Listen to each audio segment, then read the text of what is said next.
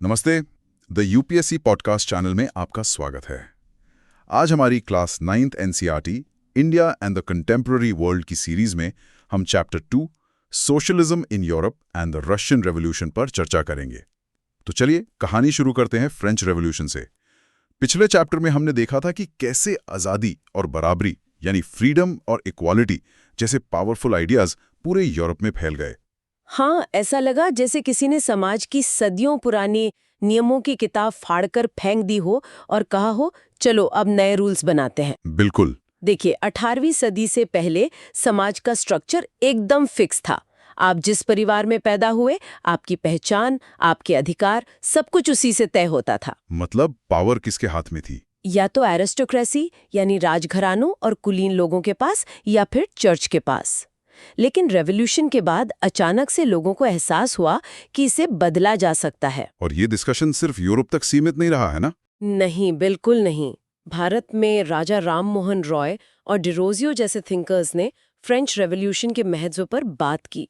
उन्होंने समझा कि ये सिर्फ फ्रांस की बात नहीं है, ये इंसान के अधिकारों की बात है। लेकिन ऐसा तो नहीं था कि हर कोई रातों रात क्रांतिकारी बन गया। नहीं, कुछ लोग थे जो चाहते थे कि बदलाव धीरे धीरे हो, कुछ चाहते थे कि समाज को पूरी तरह से जड़ से बदल दिया जाए। और यहीं से यूरोप में 3 बड़े ग्रुप सामने आते हैं, कंजर्वेटिव्स, लिबरल्स और रेडिकल्स। हाँ, और आज हम इन्हीं पॉलिटिकल ट्रेडिशंस को समझेंगे और देखेंगे कि कैसे इन विचारों ने रूस में एक क्रांति को जन्म दिया, जिससे सोशलिज्म 20वीं सदी का एक बहुत पावरफुल आइडिया बन गया। एग्जैक्टली। चलिए तो इन तीनों ग्रुप्स को एक एक करके समझते हैं। सबसे पहले बात करते हैं लिबरल्स की। ये शब्द तो आज भी हम बहुत सुनते हैं, पर उस जमाने में इसका क्या मतलब था? उस समय में लिबरल्स एक ऐसा देश चाहते थे जो सभी धर्मों को बर्दाश्त करे, सबको सम्मान दे। ये उस वक्त बहुत बड़ी बात रही होगी। बहुत बड़ी बात थी, क्योंकि तब यूरोप के देश किसी एक धर्म को ज्यादा अहमियत देते थे, जैसे ब्रिटेन चर्च ऑफ इंग्लैंड को और ऑस्ट्रिया स्पेन कैथोलिक चर्च को। अच्छा। लिबरल्स का मानना था कि धर्म इंसान का निजी मामला है, सरकार को उसमें दखल नहीं देना चाहिए, और वो राजाओं की अनियंत्रित सत्ता के भी खिलाफ थे। मतलब वो चाहते थे कि एक ऐसी सरकार हो जिसमें चुने हुए प्रतिनिधि हों, एक संसद हो और देश कानून के हिसाब से चले। हाँ, और सबसे जरूरी, वो एक आजाद न्यायपालिका चाहते थे जो किसी राजा या नेता के दबाव में काम ना करे। सुनने में तो ये सब बहुत मॉडर्न लगता है, आज की डेमोक्रेसी जैसा।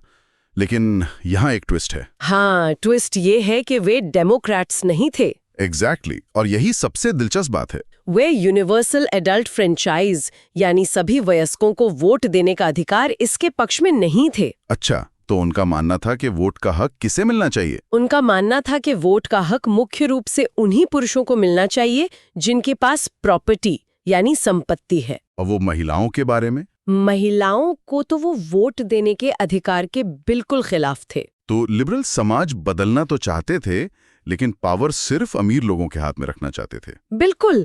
और यहीं से एक दूसरे ग्रुप की एंट्री होती है, रेडिकल्स की। ओके, तो ये लिबरल से कैसे अलग थे? रेडिकल्स वो थे जो चाहते थे कि सरकार देश की मेजॉरिटी पॉपुलेशन यानी बहुमत के आधार पर बने।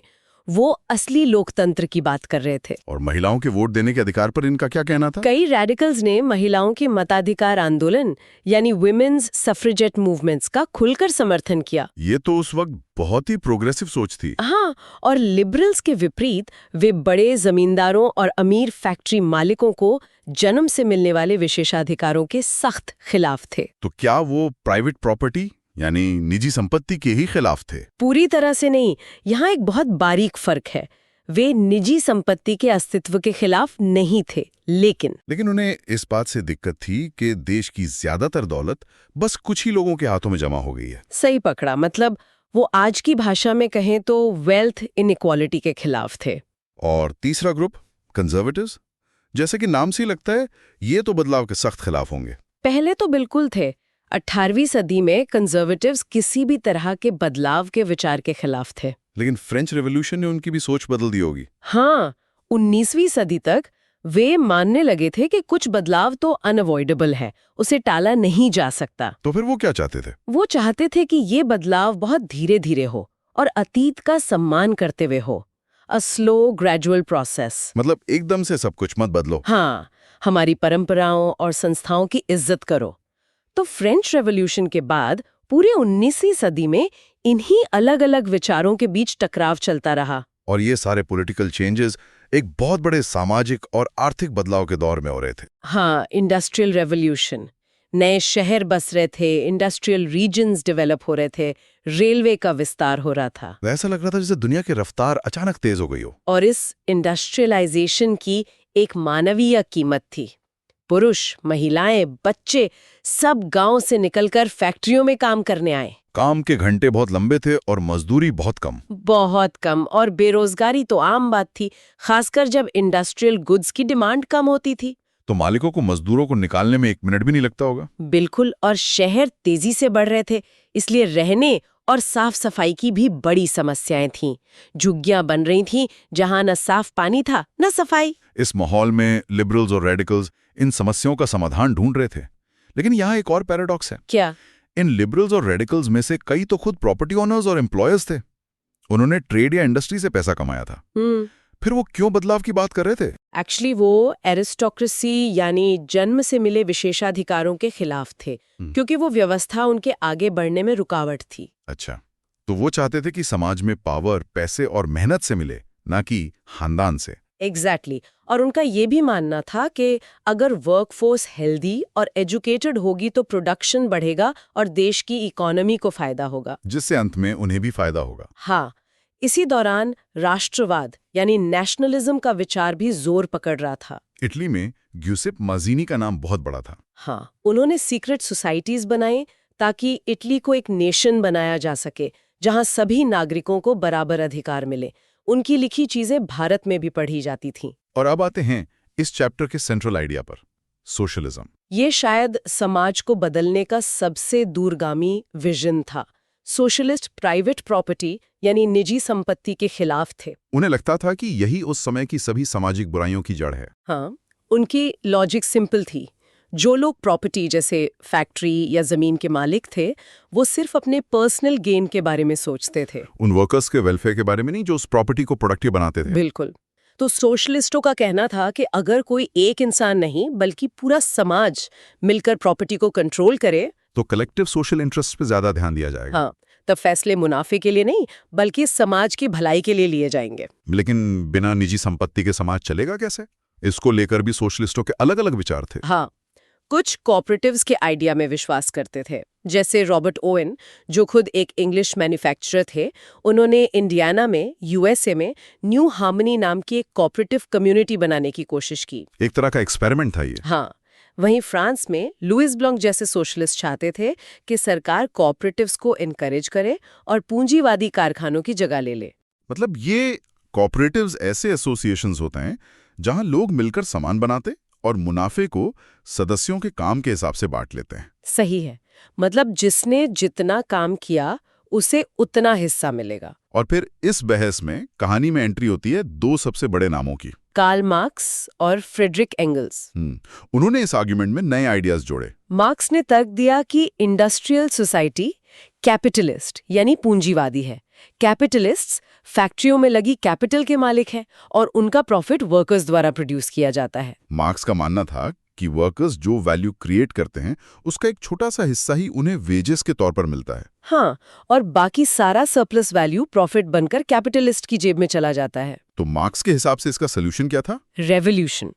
मार्क्स का मानना था कि कैपिटलिज्म और प्राइवेट प्रॉपर्टी के शासन को खत्म करने के लिए वर्कर्स को क्रांति करनी होगी। रेडिकल सोशलिस्ट सोसाइटी बनानी होगी जहां सारी प्रॉपर्टी सोशली कंट्रोल्ड हो। हाँ, वही एक कम्युनिस्ट सोसाइटी होगी। उन्हें यकीन था कि कैपिटलिस्ट्स के साथ इस संघर्ष में जीत वर्कर्स की ही होगी। तो क्या ये विचार जो काफी रेडिकल थे लोगों तक पहुंचे? बिल्कुल। 1870 के दशक तक समाजवादी विचार पूरे यूरोप में फैल चुके थे। ये सिर्फ किताबों तक सीमित नहीं रहे। उन्होंने कोई इंटरनेशनल बॉडी भी बनाई थी, है ना? हाँ, सेकंड इंटरनेशनल, अपने प्रयासों को कोऑर्डिनेट करने के लिए। और जमीनी स्तर पर क्या हो रहा था? इंग्लैंड और जर्मनी में मजदूरों ने बेहतर जीवन और काम करने की कंडीशंस के लिए एसोसिएशंस बनाना शुरू कर दिया। आज के ट्रेड यूनियंस की तरह? हाँ, उनका शुरुआती रूप।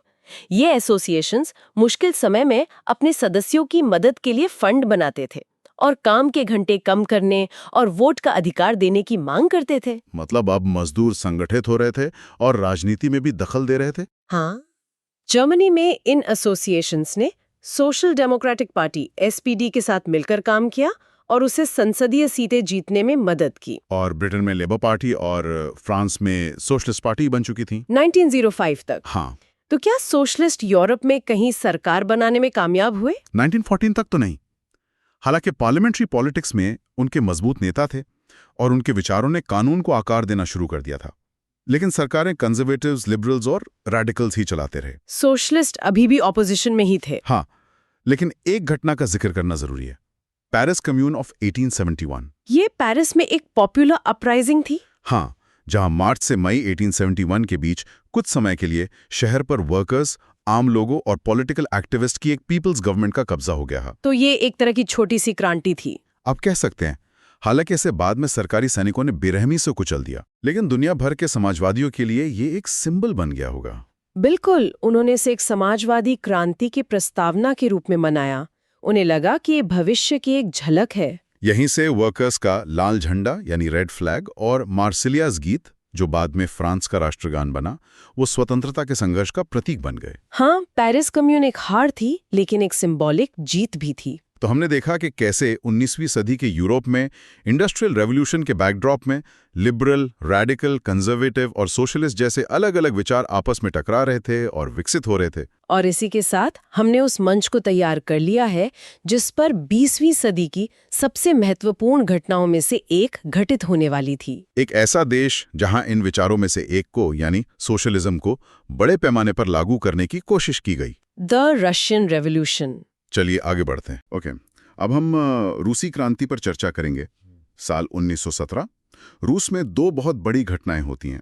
फरवरी में जार की राजशाही खत्म हो जाती है और अक्टूबर आते आते समाजवाद में विश्वास रखने वाले क्रांतिकारियों ने, मतलब सोशलिस्टों ने, सरकार पर कब्जा कर लिया। और इसमें जो सबसे हैरान करने वाली बात थी वो ये थी कि ये सब यूरोप के उस देश में हुआ जो सबसे कम इंडस्ट्रियलाइज्ड था। हाँ, जहां ज्यादातर लोग, मतलब करीब 85% आबादी खेती पर निर्भर थी। बिल्कुल, ये तो ऐसा हो गया जैसे आप IT रेवोल्यूशन की उम्मीद बेंगलोर से करें और वो बिहार के किसी गांव में हो जाए। एग्जैक्टली। मार्क्स की तो पूरी थ्योरी यही थी कि क्रांति सबसे एडवांस्ड कैपिटलिस्ट देशों में होगी, और ये हो गई एक कृषि प्रधान देश में। तो यही तो सबसे बड़ा सवाल है कि ये हुआ कैसे? ऐसा क्या चल रहा था उस समय के रूस में, उस समाज में, राजनीति में? ऐसी कौन सी दरारें थीं जो इतने बड़े भूचाल की वजह बनी? इसे समझने के लिए चलिए क्रांति से कुछ साल पहले चलते हैं, 1914 के रूस में। सही रहेगा। तो 1914 में रूस पर जार निकोलस II का शासन था।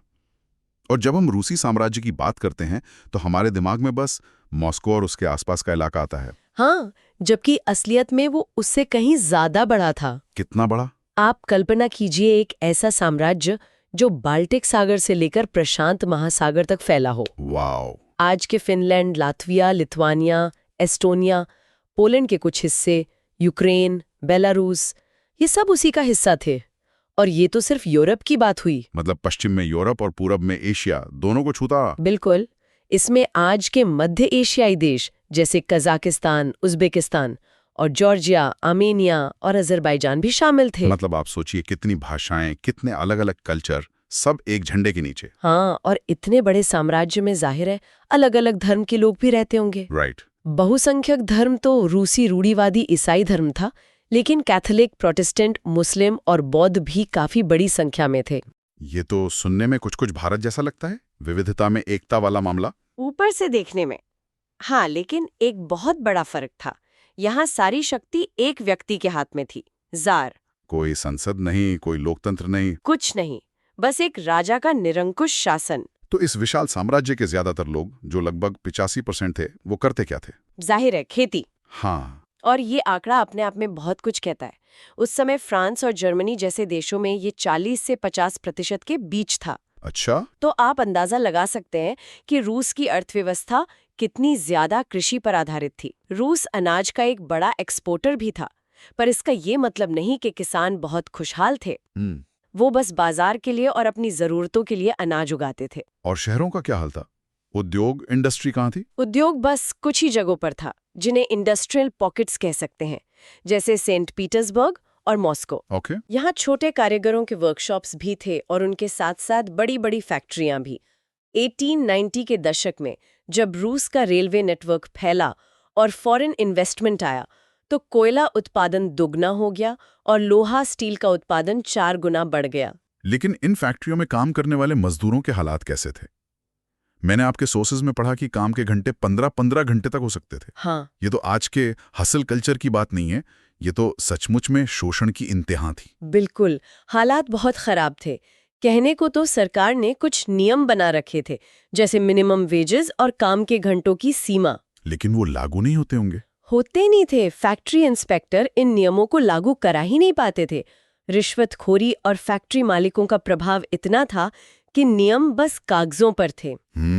बड़ी फैक्ट्रियों में फिर भी 10-12 घंटे की शिफ्ट होती थी, लेकिन छोटे वर्कशॉप में 15 घंटे आम बात थी। और वो रहते कहाँ थे? रहने की जगह तो और भी खराब थी।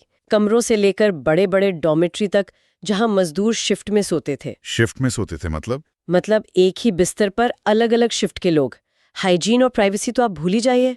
ये मजदूर ज्यादातर गांवों से आते थे और अपने परिवार को साथ नहीं रख सकते थे। आपके सोर्सेज में एक और दिलचस्प बात सामने आती है कि मजदूर भी एक दूसरे से बटे हुए थे। उनमें भी अपनी एक हायरार्की थी। हाँ, एक मजबूत सोशल डिवीजन था। कुछ मजदूर अपने गांव से मजबूत रिश्ते रखते थे, फसल कटाई के समय वापस चले जाते थे। अच्छा। जबकि कुछ हमेशा के लिए शहरों में बस गए थे। फिर स्किल के आधार पर भी बंटवारा था। सेंट पीटर्सबर्ग के एक मेटल वर्कर ने अपनी यादों में लिखा है कि मेटल वर्कर्स खुद को दूसरे मजदूरों के बीच एरिस्टोक्रेट्स यानी कुलीन मानते थे। एरिस्टोक्रेट्स, ये तो कुछ वैसा ही हो गया जैसे आईआईटी में कंप्यूटर साइंस वाले खुद को बाकी ब्रांच वालों से ऊपर समझते हैं। बिल्कुल वही एनालॉजी है। मेटल वर्कर्स के काम में ज्यादा ट्रेनिंग और स्किल लगती थी, तो उनका एक अलग रुतबा था। ये बंटवारा उनके कपड़ों और तौर तरीकों में भी साफ दिखता था। और महिला मजदूरों की स्थिति? 1914 तक फैक्ट्री लेबर फोर्स का 31% महिलाएं थीं, लेकिन उन्हें पुरुषों के वेतन का आधा या 3/4 ही मिलता था। मतलब वही पुरानी कहानी, काम वही, लेकिन औरत होने की वजह से तनख्वाह कम। बिल्कुल, क्लासिक जेंडर पे गैप। लेकिन मुझे एक बात समझ नहीं आ रही। अगर मजदूरों में इतना बंटवारा था, गांव वाले बनाम शहर वाले, स्किल्ड बनाम अनस्किल्ड, पुरुष बनाम महिला, तो फिर वो मालिकों के खिलाफ एकजुट कैसे हो जाते थे? बहुत अच्छा सवाल है, क्योंकि इन सब डिविजन्स के बावजूद जब बात कॉमन एनिमी की आती थी तो ये सब पीछे छूट जाते थे। अच्छा। जब किसी को नौकरी से निकाला जाता था या काम के हालात को लेकर कोई विवाद होता था तो ये सभी मजदूर एकजुट होकर हड़ताल कर देते थे। मतलब सॉलिडारिटी थी उनमें। बहुत। 1896-97 में कपड़ा उद्योग में और 1902 में धातु उद्योग में ऐसी बड़ी हड़तालें अक्सर होती थीं। धीरे धीरे उनमें एक कलेक्टिव कॉन्शियसनेस बन रही थी कि असली दुश्मन मालिक है, एक दूसरे नहीं। तो ये हाल था शहरों में उन इंडस्ट्रियल पॉकेट्स का। लेकिन रूस की 85% आबादी तो गांव में रहती थी। क्या वहां के किसानों की दुनिया इन मजदूरों से बेहतर थी? बिल्कुल नहीं, बल्कि शायद और खराब। ऐसा क्यों? ज्यादातर जमीन पर खेती तो किसान करते थे, लेकिन जमीन के बड़े हिस्से के मालिक थे जमींदार, राज परिवार और चर्च। अच्छा। और इन किसानों के मन में जमींदारों के लिए कोई इज्जत नहीं थी। ये फ्रांस से बिल्कुल अलग था, जहां फ्रांसीसी क्रांति के दौरान किसानों ने अपने जमींदारों का सम्मान किया और उनके लिए लड़े भी। रूस में ऐसा क्यों नहीं था? जमींदार तो गांव के बड़े बुजुर्ग जैसे होने चाहिए थे। नहीं, क्योंकि रूस में जमींदारों को उनकी शक्ति और पद जार की सेवा करने से मिली थी, न कि स्थानीय लोकप्रियता से। वो जमीन से जुड़े हुए लीडर नहीं, बल्कि मॉस्को से भेजे गए अफसर जैसे थे। मतलब लोगों को उनसे कोई भावनात्मक जुड़ाव नहीं था। बिल्कुल नहीं। किसानों को लगता था कि ये जमींदार पैरासाइट है जो उनकी मेहनत पर जी रहे हैं। उनकी सीधी मांग थी जमींदारों की जमीन उनसे लेकर हमें दे दी जाए। और ये सिर्फ एक मांग रही थी, वो इसके लिए लड़ भी रहे थे। हाँ, ये कोई शांतिपूर्ण आंदोलन नहीं था। वे अक्सर लगान देने से मना कर देते थे और यहाँ तक कि जमींदारों की हत्या भी कर देते थे। 1902 में दक्षिण रूस में और 1905 तक पूरे रूस में ऐसी घटनाएं बड़े पैमाने पर हुईं।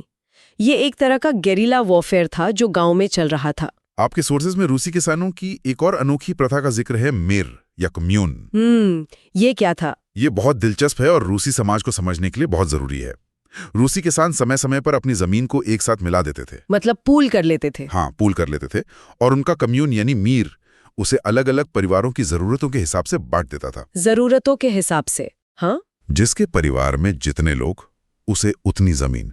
एक तरह का सामुदायिक भूमि प्रबंधन। ये बहुत गहरी समाजवादी भावना थी। और इसी मीर प्रथा के वजह से कुछ समाजवादियों को लगा कि रूसी किसान तो प्राकृतिक समाजवादी हैं। उन्हें लगा कि समाजवाद तो इनके खून में है, इन्हें बस एक धक्का देने की जरूरत है। बिल्कुल। और यही समाजवादियों की सबसे बड़ी गलतफहमी थी। उन्हें लगा किसान वैचारिक रूप से समाजवादी हैं, जबकि किसान बस अपनी जमीन और समुदाय को लेके प्रैक्टिकल थे। खैर, 1914 से पहले रूस में सभी राजनीतिक पार्टियां अवैध थीं। फिर भी 1898 में मार्क्स के विचारों से प्रेरित होकर Russian social democratic workers party की स्थापना हुई। गुप्त रूप से काम करती होगी? बिल्कुल। ये लोग चोरी छुपे अखबार निकालते थे, मजदूरों को इकट्ठा करते थे और हड़तालों को हवा देते थे। और इन समाजवादियों में भी इस बात पर बहस थी कि क्रांति का हीरो कौन होगा, किसान या मजदूर। हाँ, ये एक बड़ी आइडियोलॉजिकल डिबेट थी। एक गुट जिसने 1900 में सोशलिस्ट रेवोल्यूशनरी पार्टी बनाई, उसका मानना था कि किसान क्रांति की मुख्य शक्ति होंगे।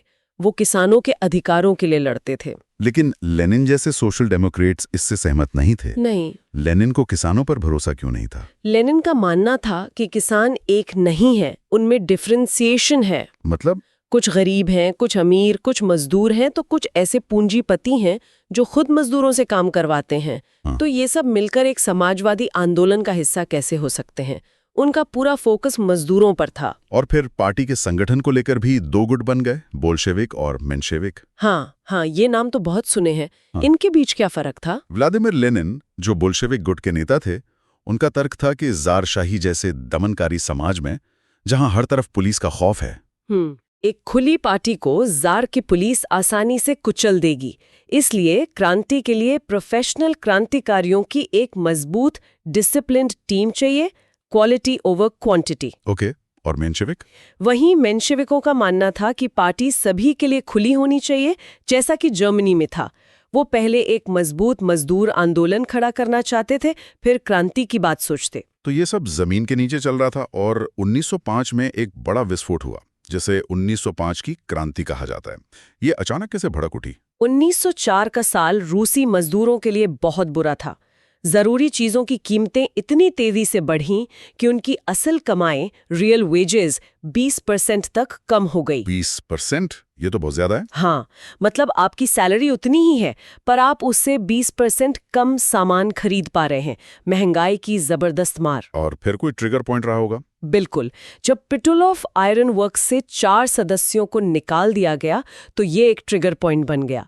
सेंट पीटर्सबर्ग में 1,10,000 से ज्यादा मजदूर हड़ताल पर चले गए। उनकी मांगें क्या थीं? बहुत बुनियादी मांगें थीं। काम के घंटे घटाकर 8 घंटे करना, वेतन में वृद्धि और काम करने की स्थिति में सुधार। और इसी के बाद खूनी रविवार या ब्लडी संडे की घटना हुई? हाँ, जब फादर गैपॉन नाम के एक पादरी के नेतृत्व में मजदूरों का एक शांतिपूर्ण जुलूस विंटर पैलेस यानी जार के महल की तरफ बढ़ा। शांतिपूर्ण था? हाँ, बिल्कुल शांतिपूर्ण। तो पुलिस और कॉसैक्स, जो जार के खास घुड़सवार सैनिक थे, उन्होंने उन पर हमला कर दिया। 100 से ज्यादा मजदूर मारे गए और लगभग 300 घायल हो गए। एक शांतिपूर्ण जुलूस का ऐसा अंत। जार जिसे लोग पिता मानते थे, उसकी छवि एक ही दिन में एक हत्यारे की बन गई होगी। बिल्कुल। इस घटना ने पूरे रूस को हिलाकर रख दिया और 1905 की क्रांति की शुरुआत कर दी। इसके बाद आग पूरे देश में फैल गई। क्या हुआ फिर? हड़तालें हुई, विश्वविद्यालयों को बंद कर दिया गया। वकीलों, डॉक्टरों, इंजीनियरों सबने मिलकर एक संविधान सभा की मांग की।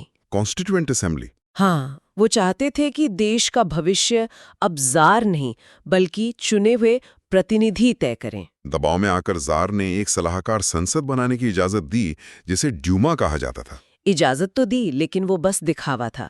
जार अपनी सत्ता छोड़ना नहीं चाहता था। तो उसने क्या किया? उसने पहली ड्यूमा को सिर्फ 75 दिनों के भीतर, सिर्फ 75 दिन? हाँ, और दूसरी ड्यूमा को 3 महीने के भीतर बर्खास्त कर दिया। फिर उसने मतदान कानूनों को इस तरह बदल दिया कि तीसरी ड्यूमा में सिर्फ रूढ़िवादी राजनेता ही चुनकर आए जो उसकी सत्ता पर सवाल न उठा सकें।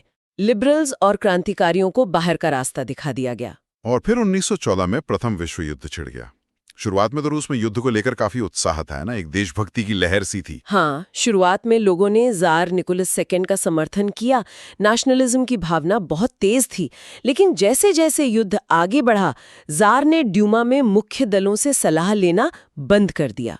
मतलब उसने सारी पावर अपने हाथ में ले ली। बिल्कुल। जर्मनी विरोधी भावनाएं इतनी बढ़ गईं कि सेंट पीटर्सबर्ग, जो एक जर्मन नाम जैसा लगता था, उसका नाम बदलकर पेट्रोग्राद कर दिया गया। और मैंने पढ़ा है कि जार की पत्नी जरीना अलेक्जेंड्रा के जर्मन होने और रासपुतिन जैसे रहस्यमयी सलाहकारों ने राजशाही को और भी अलोकप्रिय बना दिया। बहुत ज्यादा। जारीना जर्मन थी और रासपुतीन एक रहस्यमयी साधु जैसा व्यक्ति था जिसका दरबार पर बहुत प्रभाव था।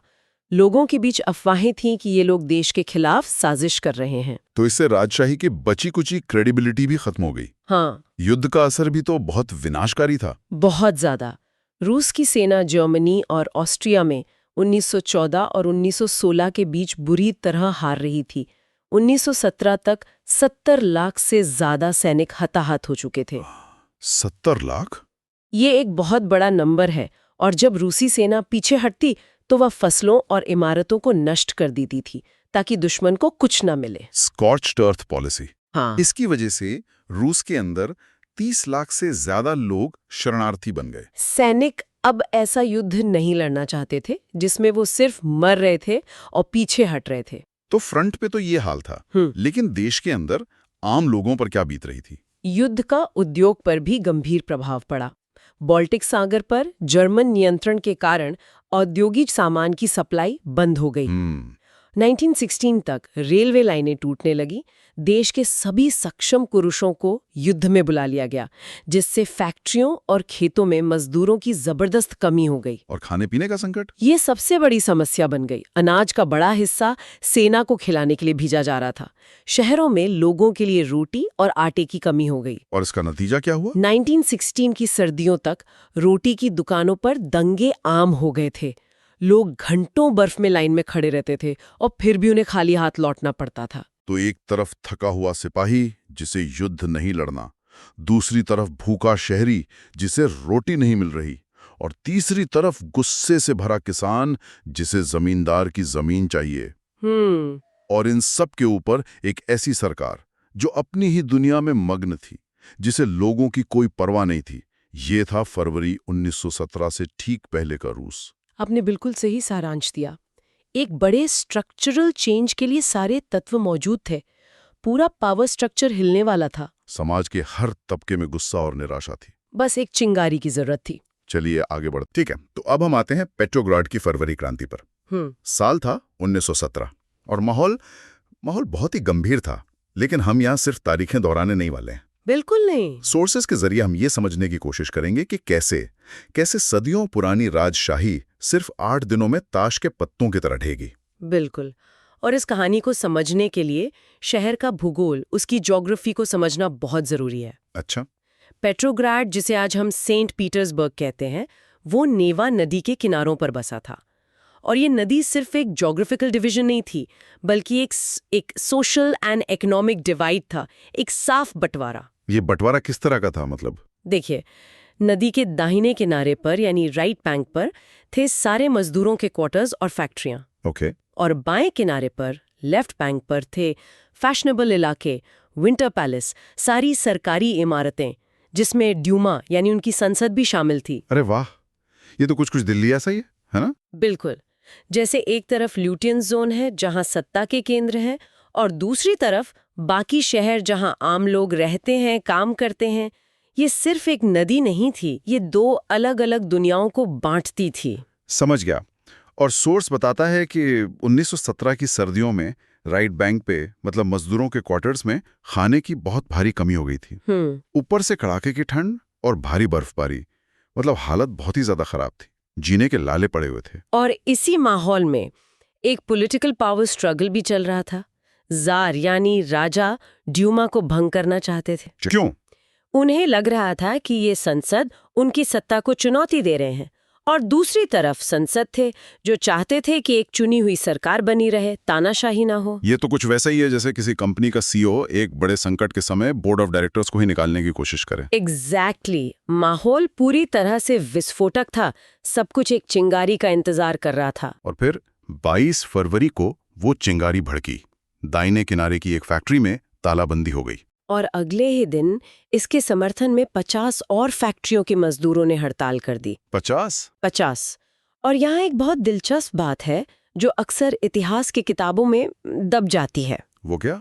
कई फैक्ट्रियों में इस हड़ताल की अगुवाई महिलाएं कर रही थीं। अच्छा। इसी दिन को बाद में अंतर्राष्ट्रीय महिला दिवस यानी इंटरनेशनल वुमेन्स डे कहा गया।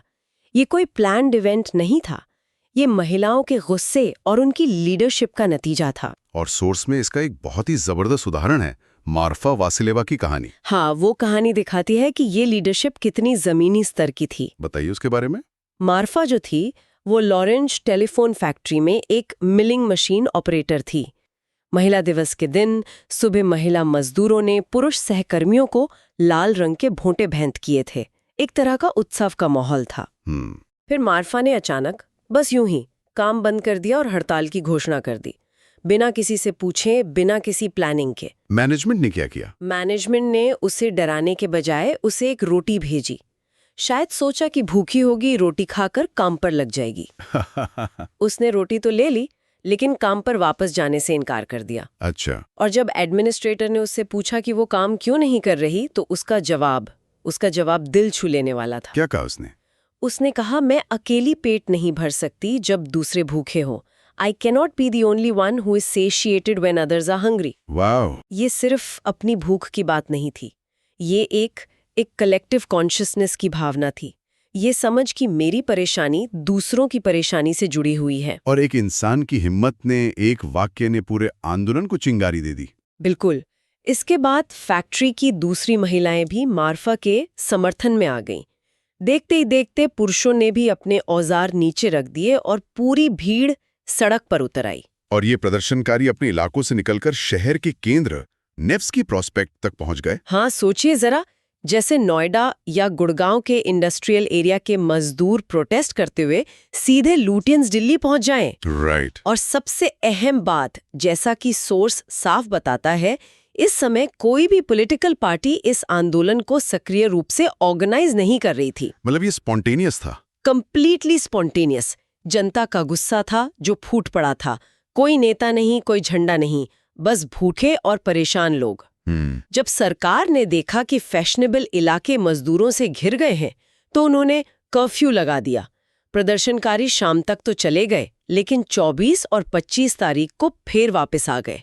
और सरकार ने उन पर नजर रखने के लिए घुड़सवार सैनिक, कैवलरी और पुलिस को बुला लिया। हाँ। रविवार 25 फरवरी को सरकार ने एक ऐसा कदम उठाया जिसने आग में घी डालने का काम किया। उन्होंने ड्यूमा को ही सस्पेंड कर दिया, संसद को ही ताला लगा दिया। ये एक बहुत बड़ी पॉलिटिकल मिसकैलकुलेशन थी। बिल्कुल। इस कदम ने उन नेताओं को भी नाराज कर दिया जो शायद अब तक सरकार के साथ बातचीत के पक्ष में थे। जार ने बातचीत का आखिरी दरवाजा भी बंद कर दिया था। तो अब सड़क पर उतरने के अलावा कोई रास्ता नहीं बचा था। कोई रास्ता नहीं। इसके बाद तो सड़कों पर जैसा सैलाब आ गया।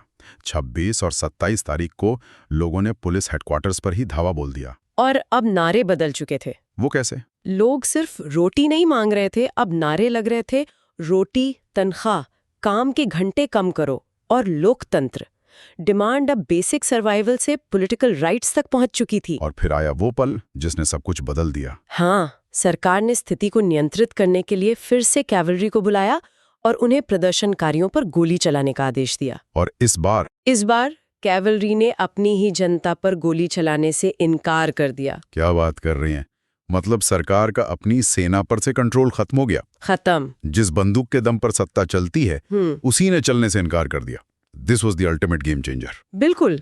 जब स्टेट की अपनी फोर्स ऑफ कोएजन ही उसके खिलाफ हो जाए, तो सत्ता का गिरना तय हो जाता है। और ये सिर्फ इनकार नहीं था, है ना? नहीं, ये एक्टिव रिबेलियन था।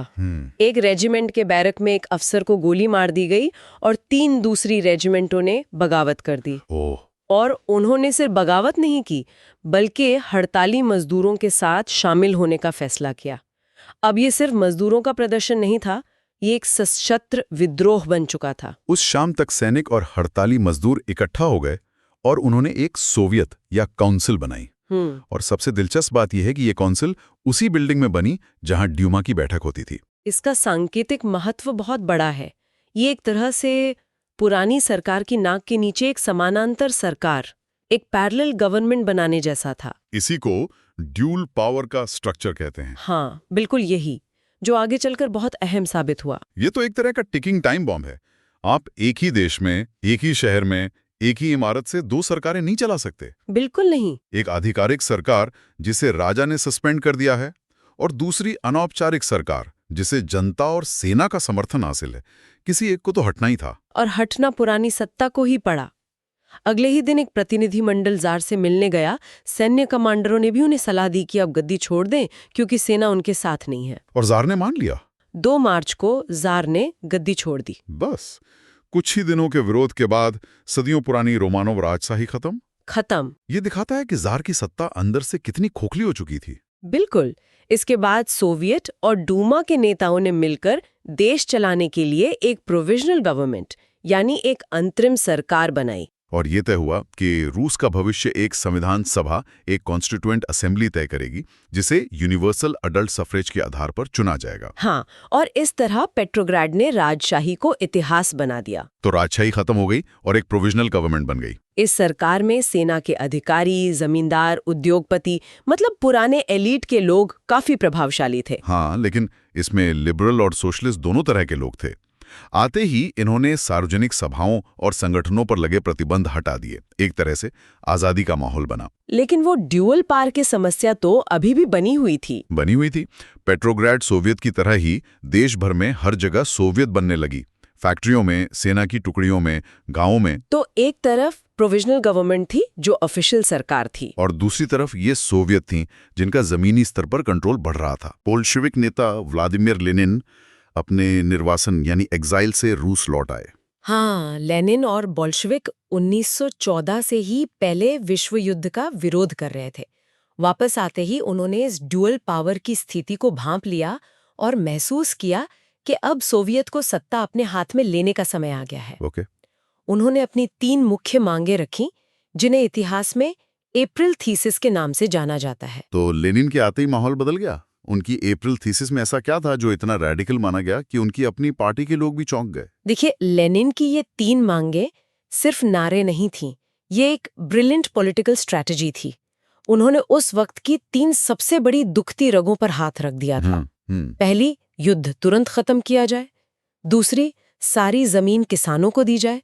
और तीसरी, सभी बैंकों का राष्ट्रीयकरण किया जाए। और प्रोविजनल गवर्नमेंट इन मुद्दों पर टालमटोल कर रही थी। बिल्कुल। और लेनिन ने सीधे सीधे समाधान दे दिया। उन्होंने जनता को वो दिया जो वो सुनना चाहती थी, शांति, जमीन और रोटी।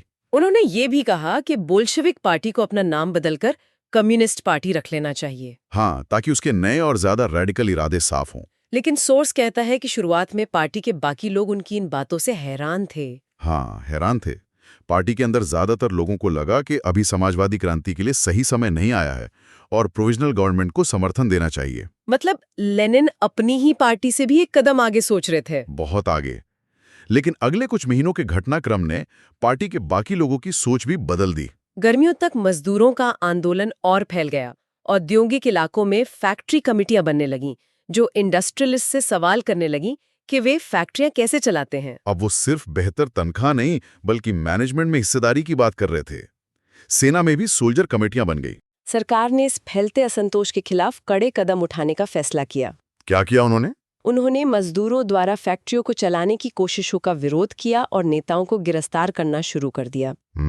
जुलाई 1917 में बोल्शेविकों द्वारा किए गए बड़े प्रदर्शनों को बेरहमी से कुचल दिया गया। इस घटना को द जुलाई डेज कहा जाता है। कई बोल्शेविक नेताओं को छिपना पड़ा या भागना पड़ा। और ये सब सिर्फ शहरों में नहीं हो रहा था।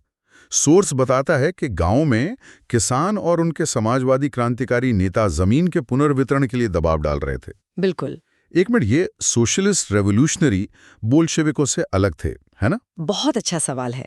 हाँ, सोशलिस्ट रेवोल्यूशनरी एक अलग पार्टी थी जिनका मुख्य आधार किसान थे। वो जमीन के पुनर्वितरण की बात करते थे। वहीं बोल्शेविकों का मुख्य आधार शहरों के औद्योगिक मजदूर थे। अच्छा। तो जुलाई और सितंबर 1917 के बीच सोशलिस्ट रेवोल्यूशनरीज से प्रोत्साहित होकर किसानों ने जमींदारों से जमीन छीनना शुरू कर दिया। बिल्कुल। उन्होंने सरकार के वादों का इंतजार करना बंद कर दिया था। तो अब प्रोविजनल गवर्नमेंट और बोल्शेविकों के बीच टकराव मतलब वो बढ़ता ही जा रहा था। हाँ, और लेनिन को डर था कि सरकार तानाशाही स्थापित कर देगी और क्रांति को कुचल देगी। इसलिए सितंबर में उन्होंने सरकार के खिलाफ एक सशस्त्र विद्रोह, एक अपराइजिंग के लिए चर्चा शुरू की। बिल्कुल। सेना में, सोवियत में और फैक्ट्रियों में जो बोल्शेविक समर्थक थे उन्हें एक साथ लाया गया। 16 अक्टूबर 1917 को लेनिन ने पेट्रोग्राड सोवियत और बोल्शेविक पार्टी को सत्ता पर समाजवादी कब्जे के लिए मना लिया। ये एक बहुत बड़ा फैसला था। हाँ, और लियोन ट्रॉट्स्की के नेतृत्व में एक सैन्य क्रांतिकारी समिति यानी मिलिट्री रेवोल्यूशनरी कमेटी का गठन किया गया ताकि इस कब्जे को ऑर्गेनाइज किया जा सके। और कब्जे की तारीख को पूरी तरह से गुप्त रखा गया। बिल्कुल। विद्रोह 24 अक्टूबर को शुरू हुआ। प्रधानमंत्री करेंसी को खतरे का अंदेशा हुआ और वो और सेना बुलाने के लिए शहर छोड़कर चले गए। सुबह होते ही सरकार के वफादार सैनिकों ने 2 बोल्शेविक अखबारों की इमारतों पर कब्जा कर लिया। लेकिन सैन्य क्रांतिकारी समिति ने तुरंत जवाबी कार्रवाई की। उनका नेटवर्क बहुत तेज था। हाँ, और देर शाम ऑरोरा नाम के एक जहाज ने विंटर पैलेस पर गोलाबारी की। लेकिन ये कोई रैंडम हिंसा नहीं थी। अच्छा। नहीं, बिल्कुल नहीं। ट्रॉट्स्की की प्लानिंग बहुत सटीक थी। उन्होंने शहर के नर्वस सिस्टम पर कब्जा किया। टेलीफोन एक्सचेंज, रेलवे स्टेशन, पुल, मतलब कम्युनिकेशन और ट्रांसपोर्ट को चोक कर दिया। एग्जैक्टली। इससे पहले कि सरकार समझ पाती कि क्या हो रहा है, उनका शहर से संपर्क ही टूट चुका था। रात होते होते पूरा शहर समिति के नियंत्रण में था और विंटर पैलेस में मौजूद मंत्रियों ने आत्मसमर्पण कर दिया था। ये सब 24 घंटे के अंदर हो गया? हाँ, लगभग 24 घंटे में। और फिर इस तख्ता पलट को लेजिटिमेसी कैसे मिली? उसी रात इट्सुमराड में अखिल रूसी Soviet Congress, all Russian Congress of Soviets की एक बैठक हुई। ये क्या थी? ये देश भर की सोवियतों की प्रतिनिधि सभा थी और इस कांग्रेस में बहुमत ने बोल्शेविक कार्रवाई को मंजूरी दे दी। अच्छा, तो इसने बोल्शेविकों के कब्जे पर एक तरह से लोकतांत्रिक मोहर लगा दी। एक तरह से हाँ। इसके बाद दूसरे शहरों में भी विद्रोह हुए और दिसंबर तक बोल्शेविकों ने मॉस्को, पेट्रोग्राड क्षेत्र को पूरी तरह से नियंत्रित कर लिया था। तो ये थी कहानी फरवरी से अक्टूबर तक की। एक जार की तानाशाही से लेकर एक कम्युनिस्ट सरकार तक का सफर सिर्फ 8-9 महीनों में तय हो गया। ये सूचना ही कमाल है। हाँ, और सोचने वाली बात यह है, बोल्शेविकों ने शांति, जमीन और रोटी का वादा किया था। सत्ता में आते ही उन्होंने शांति मतलब युद्ध से हटकर और जमीन मतलब किसानों को देकर ये वादे पूरे कर दिए। लेकिन ऐसा करने के लिए उन्होंने देश को एक क्रूर गृह युद्ध में झोंक दिया। तो सवाल ये है कि क्या ये कीमत चुकाने लायक थी? इतिहासकार आज भी इस पर बहस करते हैं। चलिए आगे बढ़ते हैं। ठीक है, तो अब हम चर्चा करेंगे कि अक्टूबर के बाद क्या बदला। मेरा मतलब बोल्शेविकों ने सत्ता तो ले ली, ये तो हम जानते हैं, लेकिन उसके बाद देश में, लोगों की जिंदगी में, जमीन पर क्या फर्क पड़ा? ये सबसे जरूरी सवाल है, क्योंकि देखिए, क्रांति करना एक इवेंट होता है, पर एक पूरे देश को अपनी विचारधारा पर चलाना, एक नया समाज बनाना, वो एक बहुत बड़ा, बहुत ही मुश्किल सोशल एंड पॉलिटिकल एक्सपेरिमेंट है। और अक्टूबर 1917 के बाद रूस में जो हुआ, वो इतिहास का शायद सबसे बड़ा और सबसे एम्बिशियस एक्सपेरिमेंट था। चलिए इसी को अनपैक करते हैं। सबसे पहला और शायद सबसे बड़ा शॉक जो उन्हें पुराने सिस्टम को दिया, वो था प्राइवेट प्रॉपर्टी का आइडिया ही खत्म कर देना। पूरी तरह। वो आते ही मतलब नवंबर 1917 में उन्होंने एक झटके में ज्यादातर इंडस्ट्री और बैंक्स को नेशनलाइज कर दिया। हाँ, इसे आज के कॉन्टेक्स्ट में सोचकर देखिए। मान लीजिए भारत में कल सुबह सरकार ऐलान कर दे कि रिलायंस, टाटा, इन्फोसिस, ICICI, HDFC ये सब अब सरकारी कंपनियां हैं। इनके मालिक अब सरकार है, मैनेजमेंट सरकार देखेगी। अरे ये तो मतलब सोचकर भी अजीब लगता है, एक भूचाल आ जाएगा। बिल्कुल, ये एक फंडामेंटल स्ट्रक्चरल चेंज था। ये सिर्फ ओनरशिप बदलना नहीं था, ये पावर स्ट्रक्चर को ही उलट देना था। ये तो शहरों और इंडस्ट्री की बात हुई, लेकिन रूस की तो ज्यादातर आबादी किसान थी। उनका क्या ये सारी नीतियां सिर्फ शहरों के लिए थी?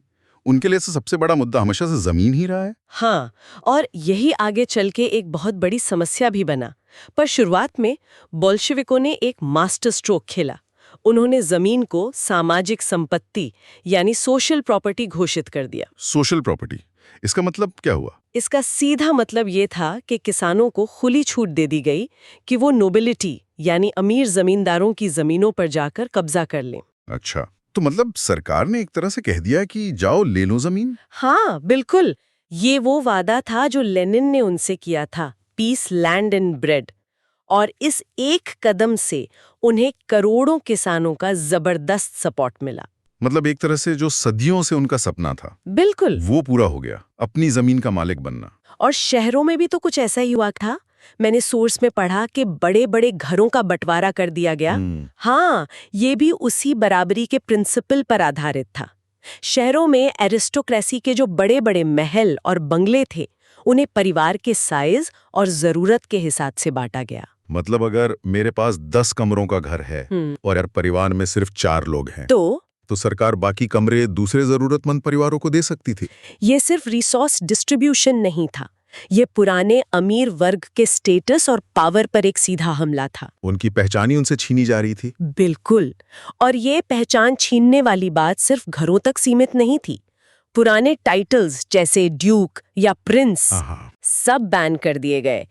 यहाँ तक कि आर्मी और अधिकारियों के लिए नई यूनिफॉर्म डिजाइन की गई। एक कपड़ों का कंपटीशन भी हुआ था, जिसमें वो मशहूर सोवियत टोपी, जिसे बुदिनोफ्का कहते हैं, को चुना गया। अच्छा, वो नुकीली सी टोपी जिसका चित्र भी हमारे सोर्स में है। वही, ये सब सिंबॉलिक बदलाव थे, लेकिन सिंबल्स बहुत पावरफुल होते हैं। यूनिफॉर्म बदलना, टाइटल्स हटाना, ये सब एक नई सोशल रियलिटी बनाने के तरीके थे। ये ऐलान था कि जार वाला पुराना सामंती रूस अब मर चुका है, अब एक नई पहचान बनेगी, एक नया सोवियत इंसान बनेगा। तो एक तरफ वो समाज को पूरी तरह से बदल रहे थे, लेकिन जब आप इतने रैडिकल बदलाव करते हैं तो सत्ता को बनाए रखना भी तो एक चुनौती होती है। पॉलिटिकली बोल्शेविक अपनी पकड़ कैसे मजबूत कर रहे थे? यहाँ कहानी थोड़ी पेचीदा हो जाती है, और यहीं से वो आदर्श और क्रूरता का टकराव दिखना शुरू होता है। बोल्शेविक पार्टी का नाम बदलकर रशियन कम्युनिस्ट पार्टी रख दिया गया, और नवंबर 1917 में उन्होंने कॉन्स्टिट्यूएंट असेंबली के चुनाव करवाए। उन्हें लगा था कि उन्हें जबरदस्त समर्थन मिलेगा, लेकिन नतीजा उल्टा आया। वो चुनाव हार गए, उन्हें बहुमत नहीं मिला। अरे मतलब वो चुनाव हार गए, फिर क्या किया? ये तो बहुत बड़ा झटका रहा होगा। बहुत बड़ा। और यहीं पर लेनिन ने एक ऐसा फैसला लिया जिसने रूस के भविष्य की दिशा तय कर दी। उन्होंने लोकतंत्र पर अपनी क्रांति को चुना। मतलब जनवरी 1918 में उन्होंने उस चुनी हुई असेंबली को ही खारिज कर दिया।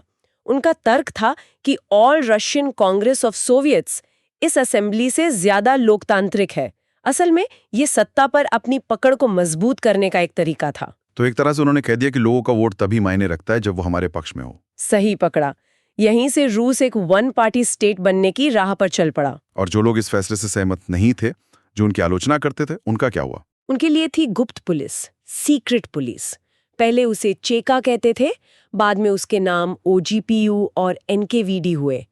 इनका काम एक ही था, बोल्शेविकों की आलोचना करने वालों को ढूंढना और उन्हें सजा देना। और ट्रेड यूनियंस का क्या? उनको भी पार्टी के कंट्रोल में ले लिया गया। मतलब विरोध की कोई गुंजाइश नहीं छोड़ी जा रही थी। डिसेंट को एक बीमारी की तरह देखा गया, जिसे कुचलना जरूरी था। लेकिन ये भी एक विरोधाभास है ना। एक तरफ ये दमन चक्र चल रहा है और दूसरी तरफ सोर्स ये भी कहता है कि शुरू में कई युवा लेखक और कलाकार पार्टी से जुड़े थे। उन्हें समाजवाद और बदलाव का विचार बहुत आकर्षित कर रहा था। ये दोनों बातें एक साथ कैसे हो सकती हैं? यही तो इस दौर की सबसे फैसिनेटिंग बात है। शुरुआत में क्रांति ने एक इनक्रेडिबल क्रिएटिव एनर्जी को अनलीश किया। आर्ट्स और आर्किटेक्चर में जबरदस्त प्रयोग हुए। एक उम्मीद थी, एक सपना था कि हम एक नया, बेहतर, बराबरी वाला समाज बनाएंगे, एक यूटोपिया। लेकिन जैसे जैसे पार्टी ने सेंसरशिप और कंट्रोल बढ़ाया, बहुत से लोग निराश हो गए। उन्हें लगा कि जिस आज़ादी के लिए क्रांति हुई थी, वो तो कहीं खो रही है। फ्रीडम ऑफ एक्सप्रेशन धीरे धीरे खत्म हो रही थी। ये वो पल था जब क्रांति अपने ही बच्चों को खाने लगी थी। बिल्कुल। और जब आप एक चुनी हुई सरकार को बर्खास्त कर देते हैं, सारी सत्ता अपने हाथ में ले लेते हैं और विरोध को कुचलने लगते हैं, तो जाहिर है कि हर कोई चुपचाप तो नहीं बैठेगा। बिल्कुल नहीं। ये सारे बदलाव इतने जबरदस्त और तेज थे कि समाज का एक बड़ा तबका, खासकर पुराने अमीर लोग, जार के वफादार और वो राजनीतिक पार्टियां जो चुनाव जीती थीं, वो इसे बर्दाश्त नहीं कर पाए। उन्होंने हथियार उठा लिए और यहीं से रूस अपने इतिहास के सबसे खूनी गृह युद्ध सिविल वॉर में धकेल दिया गया। तो ये लड़ाई असल में किन किन के बीच थी? मैंने रेड्स और वाइट्स के बारे में सुना है, लेकिन सोर्स में ग्रीन्स का भी जिक्र है। ये कौन लोग थे? ये असल में एक 3-वे कॉन्फ्लिक्ट था। एक तरफ थे बोल्शेविक, जिन्हें रेड्स कहा जाता था। उनके खिलाफ थे वाइट्स, जो जार के समर्थक थे, अमीर जमींदार थे और जिन्हें लोकतंत्र समर्थक भी सपोर्ट कर रहे थे। और ग्रीन्स? और तीसरे थे ग्रीन्स, जो असल में सोशलिस्ट रेवोल्यूशनरीज थे और ज्यादातर किसानों के बीच पॉपुलर थे। 1918-19 के दौरान तो रूस के ज्यादातर हिस्से पर इन्हीं ग्रीन्स और वाइट्स का कब्जा था। अच्छा, तो बोल्शेविक एक छोटी सी जगह में सीमेंट कर रह गए थे। हाँ, बिल्कुल। इसमें विदेशी ताकतें भी शामिल थी, है ना? अमेरिका, ब्रिटेन, फ्रांस, ये सब क्यों कूद पड़े इस लड़ाई में? हाँ, वाइट्स को फ्रांस, अमेरिका, ब्रिटेन और जापान का खुला समर्थन हासिल था। ये सब देश रूस में समाजवाद के फैलने से बुरी तरह डरे हुए थे। उन्हें डर था कि ये कम्युनिज्म की बीमारी उनके अपने देशों में भी फैल सकती है। तो ये सिर्फ एक गृह युद्ध नहीं था, ये एक इंटरनेशनल आइडियोलॉजिकल वॉर का पहला बड़ा मैदान था। बिल्कुल। इस दौरान लूटपाट, डकैती और अकाल आम हो गया। समाज पूरी तरह बिखर गया था। तो अगर बोल्शेविक्स इतने घिरे हुए थे, आउटनंबर्ड थे, तो फिर वो जीते कैसे? इसकी सबसे बड़ी वजह थी वाइट्स की अपनी गलतियां। उन्होंने उन किसानों के साथ बहुत सख्ती की जिन्होंने जमींदारों की जमीन पर कब्जा कर लिया था। वो जमीनें वापस छीनने लगे। ओहो, तो उन्होंने किसानों का समर्थन खो दिया। हाँ, किसान भले ही बोल्शेविकों से पूरी तरह सहमत ना हो, लेकिन उन्हें वाइट्स से ज्यादा डर लगता था। दूसरी तरफ बोल्शेविकों को गैर रूसी राष्ट्रीयताओं और मध्य एशिया के मुस्लिम सुधारकों, जिन्हें जदीदिस्ट कहते हैं, उनका भी साथ मिला। लेकिन ये सहयोग भी तो सीधा साधा नहीं था। सोर्स में 2 एकदम उल्टे नजरिए दिए गए हैं। एक एमएन रॉय का, जो कहते हैं कि किर्गिज लोग क्रांति से बहुत खुश थे, और दूसरा एक कजाक नेता का, जो कहते हैं कि अक्टूबर क्रांति अपने साथ सिर्फ हिंसा और तानाशाही लेकर आई। ये कैसे हो सकता है? ये दिखाता है कि जमीनी हकीकत कितनी कॉम्प्लिकेटेड थी। कई गैर रूसी लोगों के लिए क्रांति जार के रूसी साम्राज्यवाद से आजादी का मौका थी। लेकिन कई जगहों पर, जैसे मध्य एशिया के खीमा में, बोल्शेविकों ने ही समाजवाद की रक्षा के नाम पर स्थानीय राष्ट्रवादियों का बेरहमी से कत्ल कर दिया।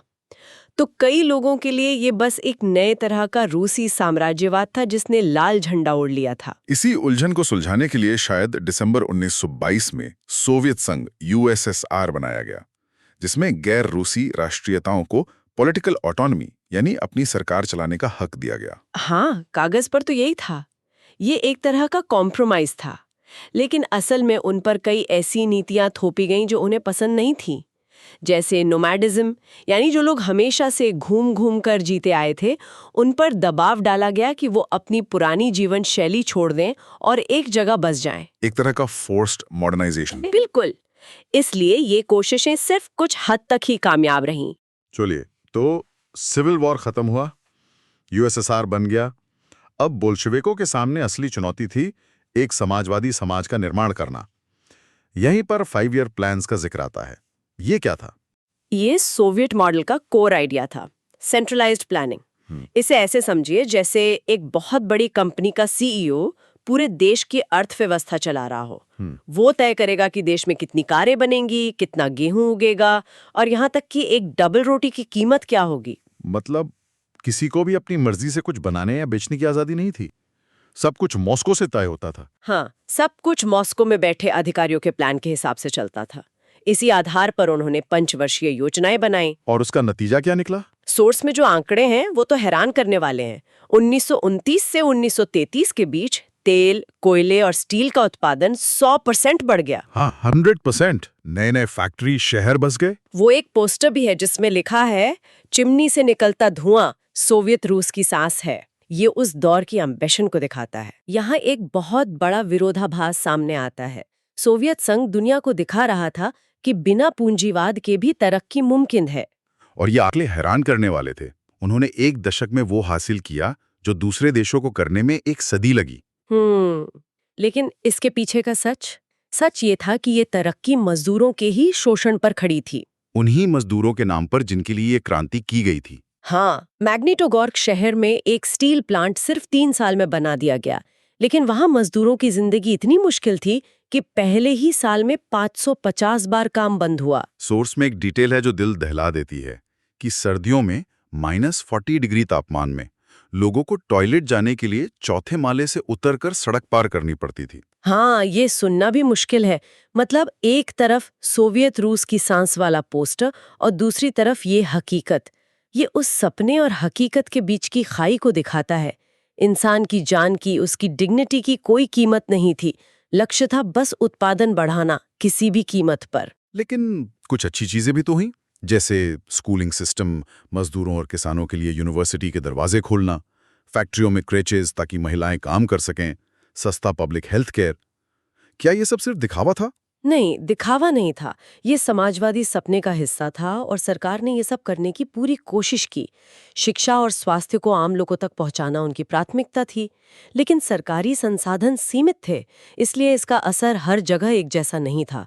सपने और हकीकत में एक बड़ा अंतर था। इसका सबसे दर्दनाक उदाहरण शायद 1933 का वो खत है जो एक 13 साल के बच्चे ने सोवियत राष्ट्रपति को लिखा था। वो पढ़ना चाहता था। उसने लेनिन को कोट किया कि पढ़ो, पढ़ो और पढ़ो, लेकिन उसके पास स्कूल जाने के लिए जूते नहीं थे, घर में खाने को रोटी नहीं थी और उसे फैक्ट्री में काम करने जाना पड़ रहा था। ये खत उस दौर के सारे विरोधाभास को एक साथ समेट लेता है। और शहरों में इस इंडस्ट्रियल पुश को फ्यूल करने के लिए अनाज चाहिए था।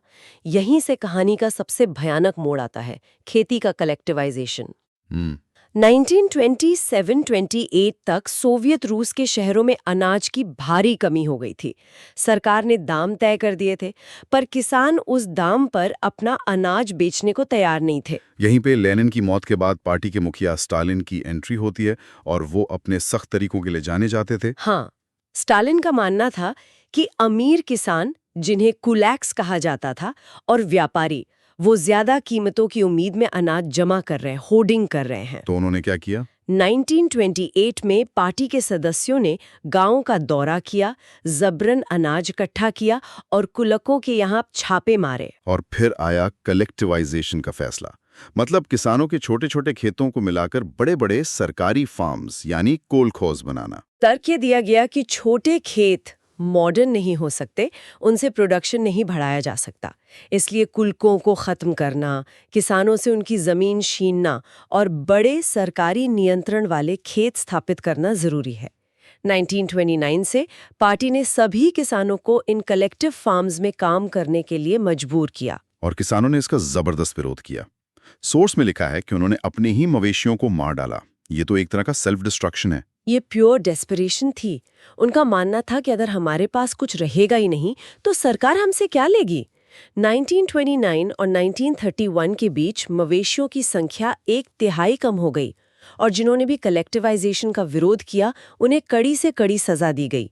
कईयों को देश के बर्फीले इलाकों में निकाल दिया गया, डिपोटे और एग्जाइल कर दिया गया। सोर्स में किसान का खत भी है जो बताता है कि कैसे उस पे इतना भारी टैक्स लगाया गया कि उसकी गाय, घोड़ा, फर्नीचर सब कुछ छीन लिया गया। और इस सारी जबरदस्ती के बावजूद उत्पादन तुरंत नहीं बढ़ा, बल्कि 1930-33 की खराब फसल ने सोवियत इतिहास के सबसे विनाशकारी अकाल को जन्म दिया, जिसमें 40 लाख से ज्यादा लोग मारे गए। 40 लाख? हाँ, ये एक मैन मेड फेमिन था जो सीधे सीधे इन गलत नीतियों का नतीजा था। ये तो वही किसान है ना जिन्होंने सिविल वॉर में बोल्शेविकों के साथ दिया था क्योंकि उन्हें व्हाइट से जमीन छीनने का डर था, और अब बोल्शेविक खुद ही उनकी जिंदगी तबाह कर रहे थे। ये तो एक तरह का धोखा हुआ। बहुत बड़ा धोखा। पार्टी के अंदर भी तो इस नीति की आलोचना हुई होगी। हुई थी, लेकिन स्टालिन और उनके समर्थकों ने इन आरोपों पर समाजवाद के खिलाफ साजिश का आरोप लगा दिया। यहीं से द ग्रेट पर्ज का दौर शुरू हुआ। स्टालिन का पैरानोया और सत्ता की भूख अब हर सीमा लांघ चुकी थी। तो क्या हुआ? पूरे देश में आरोप लगाए गए और 1939 तक 20 लाख से ज्यादा लोग जेलों या लेबर कैंपों में थे। ज्यादातर निर्दोष थे, लेकिन उनके लिए कोई नहीं बोला। 20 लाख लोग, ये संख्या तो कल्पना से भी परे है। और ये सिर्फ राजनीतिक विरोधी नहीं थे। नहीं, इनमें टैलेंटेड प्रोफेशनल्स, इंजीनियर्स, कलाकार, वैज्ञानिक, आर्मी के ऑफिसर सब शामिल थे। किसी पर भी शक किया जा सकता था। लोगों को टॉर्चर करके झूठे कबूलनामे पर दस्तखत करवाए गए और फिर उन्हें मार डाला गया। ये कैसा दौर था जब पड़ोसी पड़ोसी से डरता था, दोस्त दोस्त से डरता था, एक पूरा समाज डर में जी रहा था। तो हम वापस वहीं आ गए। एक क्रांति जो बराबरी, आज़ादी और एक बेहतर दुनिया के सपने के साथ शुरू हुई थी, वो एक दशक के अंदर ही तानाशाही, हिंसा, अकाल और डर की एक दिल दहलाने वाली हकीकत में बदल गई। बिल्कुल। ये एक ऐसी कहानी है जहां आदर्शवाद और क्रूरता साथ साथ चलते हैं। ये दिखाता है कि जब एक विचारधारा को जबरदस्ती लागू किया जाता है और हर तरह के विरोध को कुचल दिया जाता है, तो उसके परिणाम कितने भयानक हो सकते हैं। ये जो आदर्श और यथार्थ के बीच का संघर्ष था, यही पूरे सोवियत संघ के इतिहास को डिफाइन करता है। चलिए आगे बढ़ते हैं। ठीक है, तो अब हम रूसी क्रांति और यूएसएसआर के वैश्विक प्रभाव पर चर्चा करेंगे। ये एक ऐसा विषय है जो सुनने में तो हिस्टोरिकल लगता है, पर इसकी गूंज आज भी सुनाई देती है। बिल्कुल। और ये वाकई फैसिनेटिंग है कि कैसे 1917 में एक देश के अंदर हुई इतनी बड़ी पॉलिटिकल और सोशल उथल-पुथल की लहरें हजारों किलोमीटर दूर तक पहुंचती हैं। खासकर भारत जैसे देश में, जो उस समय ब्रिटिश राज की जंजीरों में जकड़ा था और अपनी आज़ादी का रास्ता तलाश रहा था। बिल्कुल। हमें ये समझना होगा कि रशियन रेवोल्यूशन सिर्फ एक सत्ता का बदलना नहीं था। ये एक आइडिया का जन्म था, एक लाइव एक्सपेरिमेंट था वर्कर्स स्टेट का। वर्कर्स स्टेट यानी मजदूरों का राज? हाँ, मजदूरों के राज का। अब सोचिए, सदियों से चली आ रही राजा, महाराजा और अमीरों की सत्ता को हटाकर ये कहा जा रहा था कि अब देश वो चलाएंगे जो असल में काम करते हैं, किसान और मजदूर। तो दुनिया भर के लोग, खासकर कॉलोनियल रूल में जी रहे दबे कुचले लोग, इससे बहुत उम्मीद और हैरानी से देख रहे थे। तो जब बोल्शेविकों ने सत्ता पर कब्जा किया, तो क्या दुनिया भर की समाजवादी पार्टियों ने खड़े होकर तालियां बजाईं? मतलब क्या सब इस वर्कर्स स्टेट के फैन हो गए थे? नहीं, यही तो कहानी में पहला ट्विस्ट है। ऐसा बिल्कुल नहीं था। अच्छा? हमारे सोर्सेस साफ बताते हैं कि यूरोप की कई एस्टैब्लिश्ड सोशलिस्ट पार्टीज बोल्शेविकों के तरीके से, उनके हाव से खुश नहीं थीं। उनके हाव से? हाँ, उन्हें लगता था कि बोल्शेविकों ने जिस तरह सत्ता पर कब्जा किया और उसे बनाए रखने के लिए जो नीतियां अपनाई, वो बहुत ज्यादा रैडिकल, बहुत ज्यादा एक्सट्रीम थी। अच्छा, मतलब उन्हें वॉट से शायद उतनी प्रॉब्लम नहीं थी जितनी हाउ से थी। आइडिया अच्छा था कि मजदूरों का राज हो, पर जिस तरह से उसे हासिल किया गया वो तरीका पसंद नहीं आया। एग्जैक्टली। ये तो अपने यहाँ भी होता है। किसी दोस्त का आइडिया अच्छा लगता है, पर उसका एग्जीक्यूशन देख के लगता है कि भाई ये क्या कर रहा है। बिल्कुल, ये एंड्स वर्सेस मीन्स वाली बहस थी। लेकिन इस बहस के बावजूद वर्कर स्टेट की जो संभावना थी, उसने दुनिया भर के लोगों की कल्पना को एक नई उड़ान दे दी थी। ये एक ऐसी चिंगारी थी जिसने कई जगह आग लगा दी। कई देशों में कम्युनिस्ट पार्टियां बनने लगी, जैसे ग्रेट ब्रिटेन की कम्युनिस्ट पार्टी। लोगों को लगा कि अगर रूस में ये मुमकिन है तो हमारे यहाँ क्यों नहीं। और ऐसा लगता है कि बोल्शेविक सिर्फ रूस में ही ये बदलाव लाकर खुश नहीं थे। उनका एम्बिशन तो ग्लोबल था। हाँ, बिल्कुल। वो इस क्रांति को एक्सपोर्ट करना चाहते थे। हाँ, वो इसे एक ग्लोबल मूवमेंट बनाना चाहते थे। लेनिन का मानना था कि समाजवाद एक देश में सिमट कर नहीं रह सकता, उसे पूरी दुनिया में फैलना होगा। राइट। इसीलिए उन्होंने औपनिवेशिक, मतलब कॉलोनियल देशों के लोगों को खुलकर प्रोत्साहित किया कि वे भी अपने यहाँ सत्ता पर कब्जा करें। और ये सिर्फ भाषणों में नहीं था, उन्होंने इसके लिए एक पूरा इंफ्रास्ट्रक्चर खड़ा किया। इंफ्रास्ट्रक्चर मतलब उन्होंने इसे ग्लोबल प्रोजेक्ट बनाने के लिए कोई ढांचा, कोई ऑर्गेनाइजेशन भी बनाया। 2 बड़े प्लेटफॉर्म्स बनाए। पहला था 1920 में Conference of the Peoples of the East, जहां एशिया के क्रांतिकारियों को बुलाया गया। और दूसरा जो ज्यादा महत्वपूर्ण था वो था कॉमिंटर्न। कॉमिंटर्न? हाँ, ये सुनने में भारी शब्द लगता है, पर ये कम्युनिस्ट इंटरनेशनल का शॉर्ट फॉर्म था। ये सिर्फ एक संघ नहीं था, बल्कि मॉस्को से चलने वाला एक सेंट्रलाइज्ड कंट्रोल सिस्टम था। मतलब एक तरह का ग्लोबल हेड ऑफिस, जिसका काम था दुनिया भर में क्रांति को कोऑर्डिनेट करना। बिल्कुल। और इसकी शर्त थी कि मेंबर पार्टीज मॉस्को के निर्देशों का पालन करेंगी। यहीं से वो रैडिकल वाला पहलू आता है जिससे यूरोप की दूसरी सोशलिस्ट पार्टियां डरती थीं। अच्छा, उन्हें अपनी ऑटोनॉमी खोने का डर था। हाँ, अपनी आज़ादी खोने का डर। इसके अलावा यूएसएसआर की communist university of the workers of the east में कई गैर रूसी लोगों ने आकर शिक्षा ली। ओह, ये एक तरह से ग्लोबल रेवोल्यूशनरीज के लिए एक ट्रेनिंग एकेडमी थी, आप कह सकते हैं। एक आईआईटी फॉर रेवोल्यूशनरीज। वाह, ये तो कमाल की बात है। मतलब एक तरफ तो वो अपने देश में गृह युद्ध लड़ रहे हैं और साथ ही साथ एक ग्लोबल ट्रेनिंग एकेडमी भी चला रहे हैं ताकि दूसरे देशों के लोग भी क्रांति कर सकें। ये एम्बिशन का एक अलग ही लेवल है। मतलब दूसरे विश्व युद्ध के शुरू होने तक यूएसएसआर ने समाजवाद को एक वैश्विक चेहरा और रुतबा दे दिया था। Definitely. It had given socialism a global face and legitimacy, दुनिया के सामने कैपिटलिज्म का एक रियल टैंजिबल ऑल्टरनेटिव खड़ा हो गया था। तो ये जो आइडिया पूरी दुनिया में फैल रहा था एक आग की तरह, जब ये चिंगारी ब्रिटिश राज के भारत में पहुंची तो उसने कैसी शक्ल ली? यहाँ तो पहले से आजादी की लड़ाई चल रही थी, तो इस नए विचार ने उस पर क्या असर डाला? भारत पर इसका बहुत गहरा और मल्टी लेयर्ड असर हुआ। कई भारतीय राष्ट्रवादी इस प्रयोग से बेहद प्रेरित हुए। कुछ तो, जैसा हमने बात की, उस कम्युनिस्ट यूनिवर्सिटी में पढ़ने भी गए। 1920 के दशक के मध्य तक भारत में कम्युनिस्ट पार्टी मतलब सीपीआई बन चुकी थी और इसके सदस्य सोवियत कम्युनिस्ट पार्टी के सीधे संपर्क में रहते थे। और क्या ये सिर्फ कुछ क्रांतिकारियों तक ही सीमित था या हमारे बड़े नेता जैसे नेहरू और टैगोर वो भी इसमें रुचि ले रहे थे? वो भी गहरी रुचि ले रहे थे। जवाहरलाल नेहरू और रविन्द्रनाथ टैगोर जैसे बड़े राजनीतिक और सांस्कृतिक लोग सोवियत प्रयोग में बहुत दिलचस्पी ले रहे थे। अच्छा। ये समझना जरूरी है कि वो कम्युनिस्ट नहीं थे, लेकिन वो ये देखने को उत्सुक थे कि क्या ये सिस्टम भारत की गरीबी, अशिक्षा और जातिवाद जैसी समस्याओं का कोई हल दे सकता है। सही बात है। दोनों ने रूस का दौरा भी किया और जो देखा उस पर विस्तार से लिखा भी। और ये विचार सिर्फ बड़े नेताओं और बुद्धिजीवियों की चाय की चर्चा तक ही सीमित नहीं रहा होगा। आम लोगों तक ये कैसे पहुंचा? किताबों और लेखों के जरिए। ये उस जमाने का सोशल मीडिया था। हाँ। कोई रेडिकल आइडिया फैलाना हो तो आप एक पैम्फलेट या किताब लिखते थे और वो स्टूडेंट्स और मजदूरों के बीच हाथों हाथ फैल जाती थी। हमारे सोर्स में कई उदाहरण हैं। हिंदी में आर.एस. अवस्थी ने 1920-21 में Russian revolution, Lenin, his life and his thoughts और बाद में द रेड रेवोल्यूशन जैसी किताबें लिखी। द रेड रेवोल्यूशन नाम से ही पता चल रहा है। बिल्कुल। एस.डी. विद्यालंकार ने द रीबर्थ ऑफ रशिया और the Soviet state of Russia लिखी। मतलब ये सिर्फ हिंदी तक सीमित नहीं था। बिल्कुल नहीं, ये एक पैन इंडिया फिनोमेना था। बंगाली, मराठी, मलयालम, तमिल और तेलुगु में भी सोवियत रूस पे खूब लिखा जा रहा था। हमारे सोर्स में एक इंडो सोवियत जर्नल की तस्वीर भी है ना? हाँ, वो तस्वीर 1944 की है और ये journal Bengal Friends of the Soviet Union का अंग था। अच्छा। ये दिखाता है कि दूसरे विश्व युद्ध के दौरान भी जब दुनिया जंग में उलझी थी, तब भी भारतीय कम्युनिस्ट यूएसएसआर के लिए समर्थन जुटा रहे थे।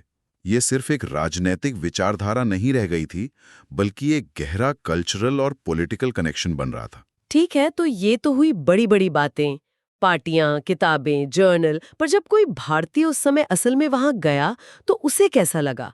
What was the experience on the ground? हमारे पास शौकत उस्मानी और रविंद्रनाथ टैगोर के अनुभव है।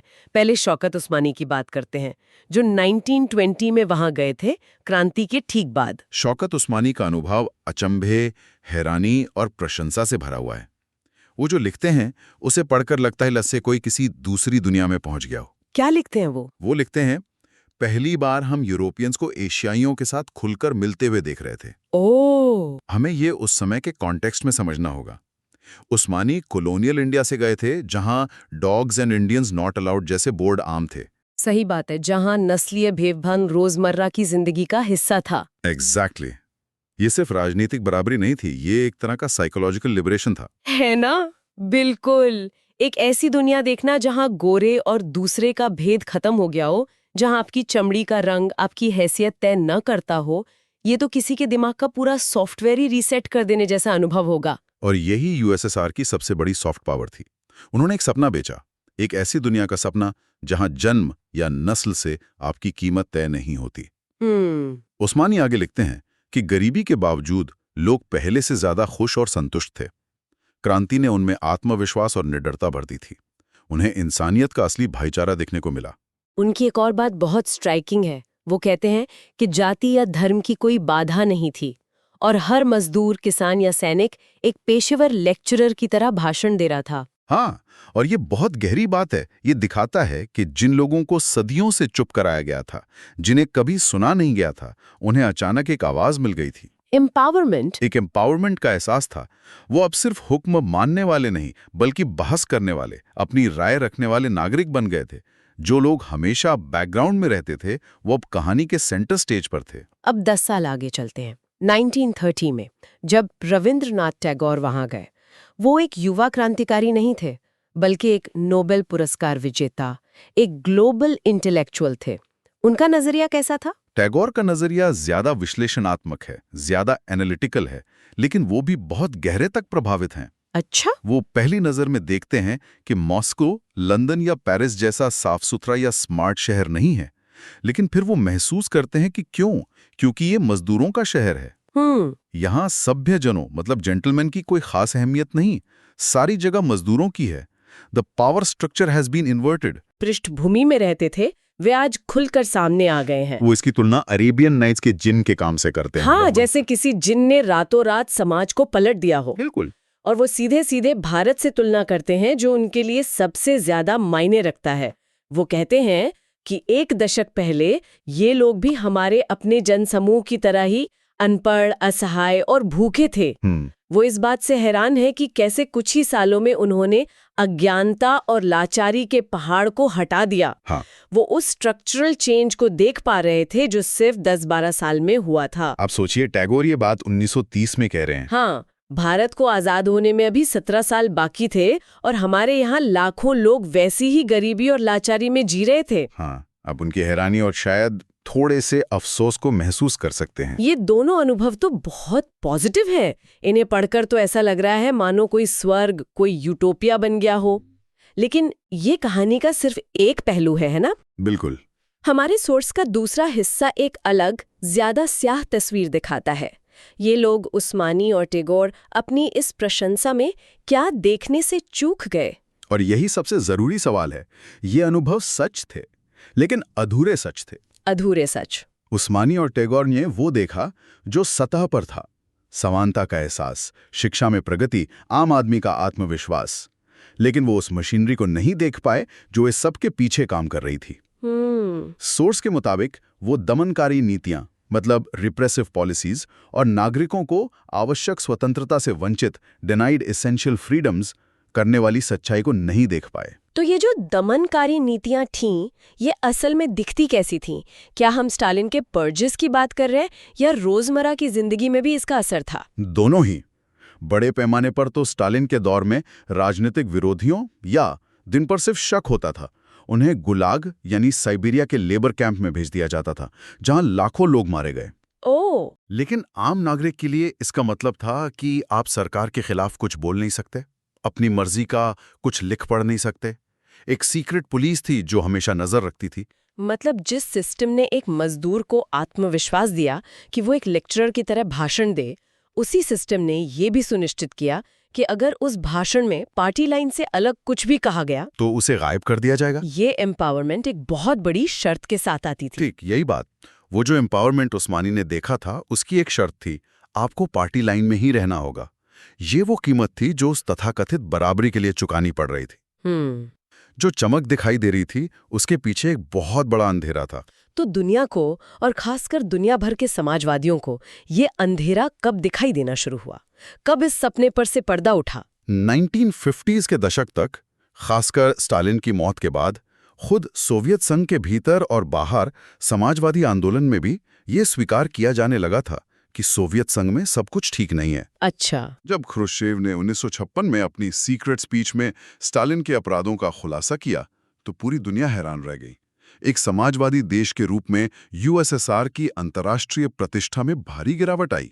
तो एक पिछड़ा हुआ देश एक इंडस्ट्रियल और मिलिट्री सुपर पावर तो बन गया था, उद्योग और कृषि भी विकसित हो गए थे, लेकिन इसकी एक भारी कीमत चुकानी पड़ी थी।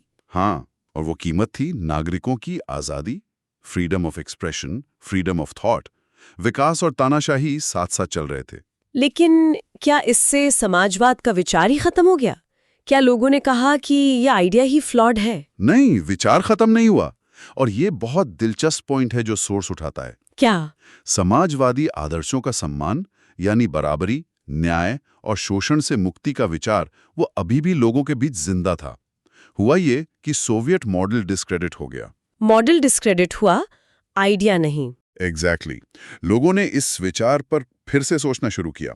हर देश ने समाजवाद के मूल विचारों को अपने अपने तरीके से सोवियत मॉडल के ऑथोरिटेरियनिज्म के बिना फिर से गढ़ने की कोशिश की। अच्छा। समाजवाद का कोई एक मतलब नहीं रह गया था, उसके कई रूप सामने आने लगे। तो सोवियत संघ की कहानी एक सिक्के के दो पहलुओं की तरह है।